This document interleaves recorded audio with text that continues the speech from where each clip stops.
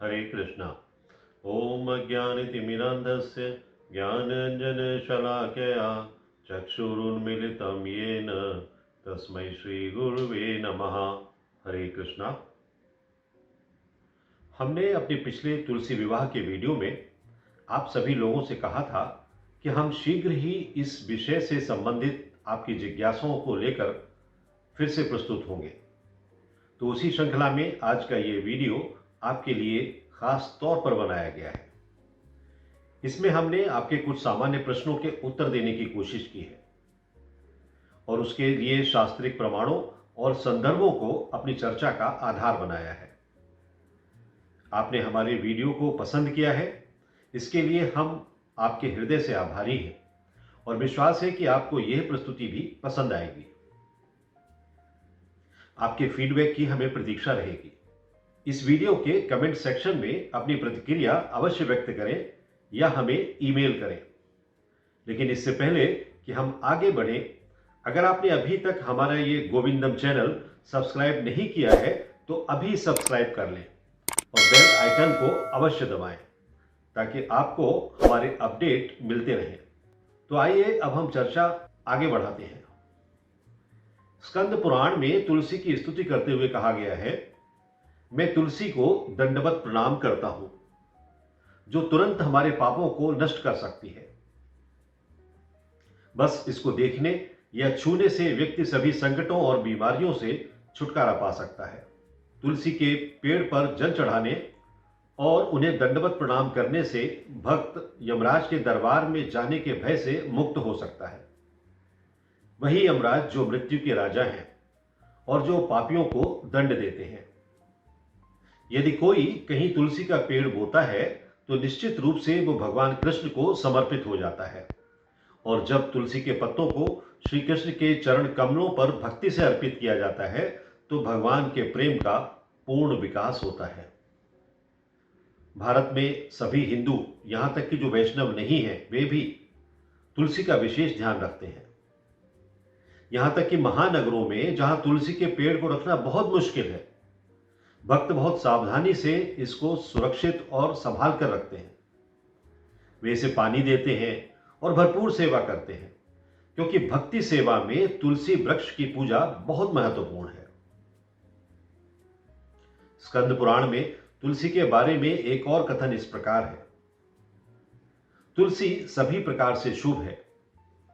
केवल देखने से, केवल स्पर्श करने से, केवल स्मरण करने से, केवल प्रार्थना करने से या दंडवत करने से, केवल इस वृक्ष को बोने से या इसके बारे में सुनने से हमेशा शुभता बनी रहती है।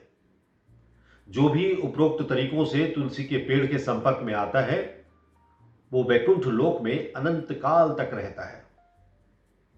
आइए अब जानते हैं कि तुलसी महारानी की सेवा कैसे करें। तुलसी देवी को एक विशेष गमले में रखा जाना चाहिए और उस गमले को एक स्टैंड पर रखना चाहिए जो कि फर्श से काफी ऊपर हो, जैसा कि यहां एक चित्र में दिखाया गया है। तुलसी के पौधे को ले जाते समय उसे सिर पर रखकर ले जाना या अपने छाती से लगाकर ले जाना, उसे सम्मानित करना एक अच्छी पारंपरिक पद्धति है। पूजा के लिए तुलसी देवी का स्टैंड काफी ऊंचा होना चाहिए ताकि पौधे का आधार भक्त की कमर से ऊपर की ओर हो। यदि जीवित तुलसी का पौधा रखना संभव नहीं है तो कोई तुलसी देवी के चित्र की भी पूजा कर सकता है। तुलसी के सेवक के लिए यह देखना होगा कि उसकी देखभाल ठीक तरह से की जा रही है, कि उसकी पत्तियां हमेशा साफ और ताजी हैं और सभी भक्तों को उसकी पूजा करने का अवसर दिया जाए। तुलसी देवी को वस्त्र भी पहनाना चाहिए। तुलसी देवी को उसके गमले के चारों ओर फिट करने के लिए स्कर्ट बनाएं, खासकर तब जब उनकी आरती की जा रही हो। मंदिर में यदि तुलसी बहुत करीब या वेदी पर है तो सुनिश्चित करें कि उसके पत्तों को जलने से बचाने के लिए कोई मोमबत्ती या घी का दीपक पास में तो नहीं रखा गया है। अगरबत्ती का प्रयोग कम से कम करें क्योंकि उसका धुआं तुलसी की पत्तियों को नुकसान पहुंचा सकता है। एक दिन से अधिक समय पुरानी मालाएं दूषित हो जाती हैं और उनमें कीड़े पैदा हो जाते हैं जो पास में रखी गई तुलसी को प्रभावित करते हैं। इसलिए कभी भी पुरानी मालाएं तुलसी देवी के पास में ना रखें। आइए अब चर्चा करते हैं कि कृष्ण की पूजा के लिए तुलसी को कैसे चुनें और उनका उपयोग कैसे करें। तुलसी के पत्तों और मंजरी को चुनना साधक के जीवन में एक महत्वपूर्ण कार्य है, क्योंकि कृष्ण के विग्रह की पूजा करने के लिए तुलसी परम आवश्यक है। तुलसी को हम उस जल में भी डालते हैं जिससे हम विग्रह को स्नान कराते हैं, उसे भगवान के भोग में भी रखते हैं और भगवान के चरण कमलों में भी तुलसी शोभायमान होती है। श्रील प्रभुपाद का एक उद्धरण है जिसमें उन्होंने उल्लेख किया है कि तुलसी के पत्ते जो गिर गए हैं उन्हें पहले एकत्र किया जाना चाहिए। यह व्यावहारिक सलाह है, क्योंकि अगर हम बहुत सारे हरे पत्ते ले लेते हैं तो तुलसी परेशान हो सकती हैं, क्योंकि वैज्ञानिक रूप से कोई भी पौधे इन पत्तियों के माध्यम से ही भोजन ग्रहण करते हैं। बेशक तुलसी पारलौकिक है, दिव्य है, लेकिन हमें इस बात का ध्यान रखना होगा। श्रील प्रभुपाद कहते हैं, आप तुलसी के पौधे से कृष्ण की पूजा के लिए पत्ते ले सकते हैं, लेकिन सबसे पहले मृत पत्तियों या उन पत्तियों को जो नीचे गिर गई हैं उनका उपयोग करें। और अगर कृष्ण की पूजा करने के लिए अधिक पत्तियों की आवश्यकता होती है तो आप उन्हें तुलसी के पौधे से इस तरह ले सकते हैं। पहले तुलसी देवी के पास जाएं और उनसे आज्ञा लेते हुए निवेदन करें कि आप कृष्ण की पूजा करना चाहते हैं। तुलसी को छूने या चुनने से पहले सेवक को स्वच्छ और शुद्ध होना चाहिए। वायु पुराण में कहा गया है कि जो तुलसी को बिना स्नान किए छूता है और फिर पूजा करता है वो एक अपराधी है और उसकी सारी सेवा बेकार हो जाती है। अपने दाहिने हाथ से तुलसी के पत्ते या मुलायम तुलसी मंजरी को ध्यान से उनके तने के साथ साथ एक समय में एक तने को पकड़ते हुए तुलसी मंत्र का जाप करते हुए चुने। तुलस्यमृत जन्मासि सदा त्वं केशव प्रिया, केशवार्थम चिनोमि त्वं वरदान भव शोभने। अर्थात, हे तुलसी, आप सागर मंथन के दौरान अमृत से पैदा हुई थी। आप हमेशा भगवान केशव को बहुत प्रिय हैं। अब भगवान केशव की पूजा करने के लिए मैं आपके पत्ते और मंजरी इकट्ठा कर रहा हूं। कृपया मुझे अपना आशीर्वाद प्रदान करें ताकि मेरी उपासना सफल हो। तुलसी देवी को किसी भी दर्द से बचाने के लिए विशेष ध्यान रखें। अगर तुलसी के पत्तों को चुनते समय शाखा टूट जाती है तो भगवान विष्णु के हृदय में बहुत दर्द होता है। अपने बाएं हाथ से शाखा को सावधानी पूर्वक पकड़ते हुए दाएं हाथ से पत्तियां चुनें और ध्यान रखें कि शाखाएं ना टूटें। पौधे से पत्तियों को चुनने के लिए कैंची या चाकू का उपयोग ना करें। पत्ती और मंजरी चुनने का कार्य समाप्त होने पर क्षमा मंत्र का पाठ करें और उनसे क्षमा मांगें। चैनोद्भव दुखम च यद हृदि तव वर्तते, तत्क्षमस्व जगन्माता वृंदा देवी नमोस्तुते। अर्थात, हे तुलसी देवी, मैं आपके प्रति अपना सम्मान और श्रद्धा अर्पित करता हूं। हे जगत माता, आपके पत्तों और मंजरी को चुनकर आपको मुझसे पीड़ा हुई है तो कृपया मुझे क्षमा करें। तुलसी के पत्तों को दिन के उजाले से पहले या शाम को अंधेरे के बाद ना चुनें। न ही एकादशी के अगले दिन द्वादशी तिथि पर चुनें। भले ही तुलसी के पत्ते सूख गए हों, क्योंकि वो पिछले दिन चुने गए थे, फिर भी उन्हीं का उपयोग पूजा में किया जा सकता है।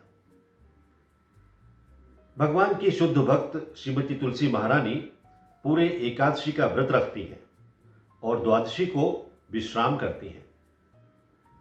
तो भक्त उसे परेशान करने या उन्हें चोट न पहुंचाने के लिए उस दिन पत्ते नहीं चुनते।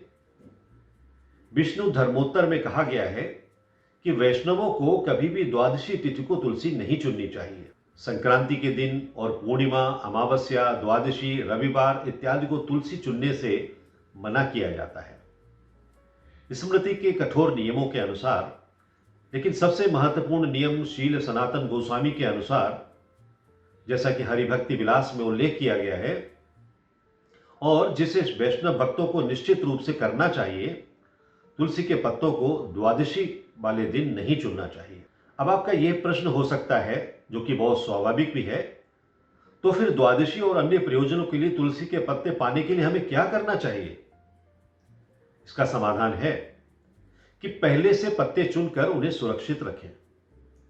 गमले के आसपास जमीन पर गिरे पत्तों को चुन सकते हैं और फिर अच्छी तरह से धोने के बाद इसे भोग के लिए उपयोग कर सकते हैं। मूलतः तुलसी के दो प्रकार हैं। कृष्ण तुलसी, जिसकी पत्तियां और तना बैंगनी रंग का होता है। दूसरा है रामा तुलसी, जिसकी पत्तियां और तना हरे रंग का होता है। भगवान कृष्ण की सेवा में दोनों प्रकार की तुलसी का प्रयोग किया जा सकता है। आइए अब जानते हैं कि तुलसी देवी की परिक्रमा और आरती कैसे करें। तुलसी देवी की आरती के लिए निर्धारित सामान के साथ आरती की एक प्लेट तैयार रहनी चाहिए। तुलसी देवी की आरती करने से पहले उन्हें प्रणाम करते हैं और यह मंत्र पढ़ते हैं। वृंदाय तुलसी देव्याय प्रियाय केशवस्य च कृष्ण भक्ति प्रदे देवी सत्यवते नमो नमः। अर्थात हे वृंदे, हे तुलसी देवी, आप भगवान केशव की प्रिया हैं। हे कृष्ण भक्ति प्रदान करने वाली सत्यवती देवी, आपको मेरा बारंबार प्रणाम है। श्री कृष्णदास कविराज गोस्वामी द्वारा लिखित और संपूर्ण विश्व में गाई जाने वाली तुलसी महारानी की आरती इस प्रकार है। नमो नमो तुलसी कृष्ण प्रेयसी, नमो नमो तुलसी कृष्ण प्रेयसी, नमो नमो राधा कृष्ण सेवा भावो विलासी, राधा कृष्ण सेवा पावो विलासी। ये तुम्हारा शरण लय सदा वंश पूर्ण, ये तुम्हारा शरण लय सदा वंश पूर्ण। कृपा करे करो करे वृंदावन वासी, कृपा करे करो करे वृंदावन वासी। मोराए अविलास विलास कुंजे दियावा,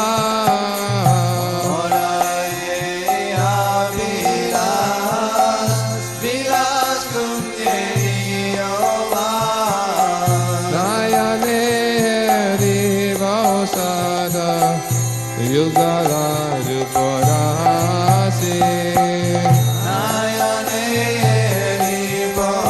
सदा युगला रूपरासी। हे निवेदनादर सखीरानुगत करो,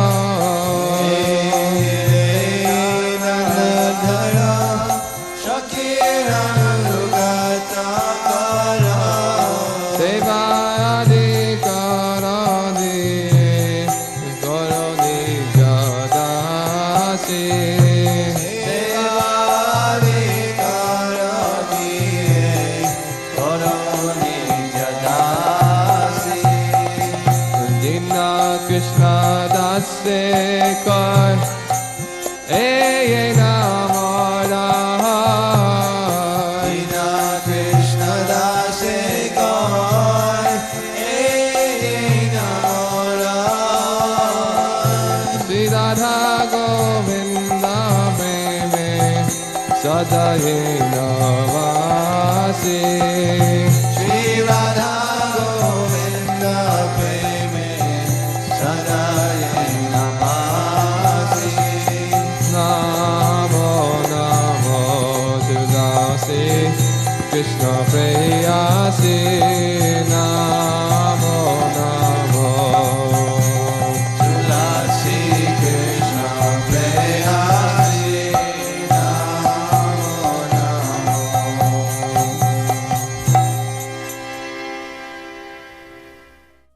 जिसका अर्थ है, भगवान श्री कृष्ण की प्रियतमा हे तुलसी देवी, मैं आपको बारंबार प्रणाम करता हूं। मेरी एकमात्र इच्छा है कि मैं श्री श्री राधा कृष्ण की प्रेममयी सेवा प्राप्त कर सकूं। जो कोई भी आपकी शरण लेता है उसकी कामनाएं पूर्ण होती हैं, उस पर आप अपनी कृपा करती हैं और उसे वृंदावन वासी बना देती हैं। मेरी यही अभिलाषा है कि आप मुझे भी वृंदावन के कुंजों में निवास करने की अनुमति दें, जिससे मैं श्री राधा कृष्ण की सुंदर लीलाओं का सदैव दर्शन कर सकूं।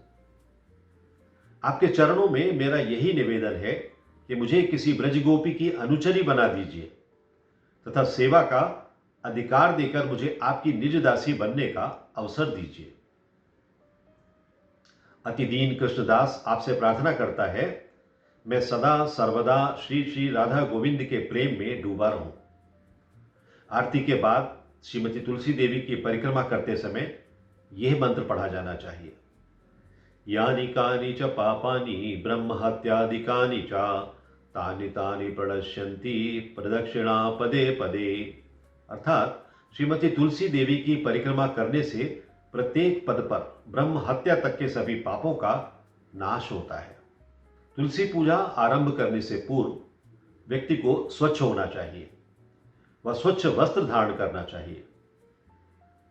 एक मध्यम आकार की पीतल की थाली में एक आचमन पात्र, एक अगरबत्ती स्टैंड, 3 अगरबत्तियों सहित एक घी का दीपक, एक मोमबत्ती, एक घंटी, एक माचिस, एक छोटी पीतल की प्लेट जिसमें कि 3 या अधिक पुष्प हो, इतना सब सामान तैयार रखना चाहिए। सर्वप्रथम आचमन करें और मोमबत्ती को माचिस से जलाएं। दाएं हाथ को शुद्ध करें। घंटी व अगरबत्ती स्टैंड पर 3 बूंदें जल की डालकर उन्हें शुद्ध करें। घंटी को बाएं हाथ में लें और 3 अगरबत्ती दाएं हाथ में पकड़कर मोमबत्ती से अगरबत्ती जलाएं। अब घंटी बजाते हुए तुलसी देवी को अगरबत्ती अर्पित करें। उनके दिव्य रूप को 7 बार अगरबत्ती अर्पित करें। फिर घी के दीपक को जल की 3 बूंदों द्वारा शुद्ध करें। घंटी बजाते हुए तुलसी देवी को घी का दीपक अर्पित करें। 4 बार चरण कमलों को, 2 बार नाभि कमल को, 3 बार मुख कमल को, 7 बार सर्वांग को अर्पण करें। फिर 3 बूंद जल पुष्पों को शुद्ध करने के लिए छिड़कें। फिर तुलसी देवी को पुष्प अर्पित करें। 4 बार चरण कमलों को। अंत में तुलसी महारानी को पंचांग प्रणाम करें। तो इस प्रकार श्रीमती तुलसी महारानी परम भगवान श्री कृष्ण की सर्वोत्कृष्ट और परम प्रिय भक्त हैं। जो भी बद्ध जीव ऐसे श्री तुलसी के संपर्क में आता है, उसका जीवन तुरंत ही पवित्र हो जाता है। शास्त्रों में अनेक उदाहरण हमें प्राप्त होते हैं, जिनसे प्रेरणा लेकर हम तुलसी सेवा के प्रति दिव्य प्रेम उत्पन्न कर सकते हैं। श्रीमती तुलसी महारानी की जय। हरे Krishna. If you like this video, press the like button and share it with your family and friends. If you want to watch more such videos, please subscribe to our channel, and for getting updates, press the bell icon. Hare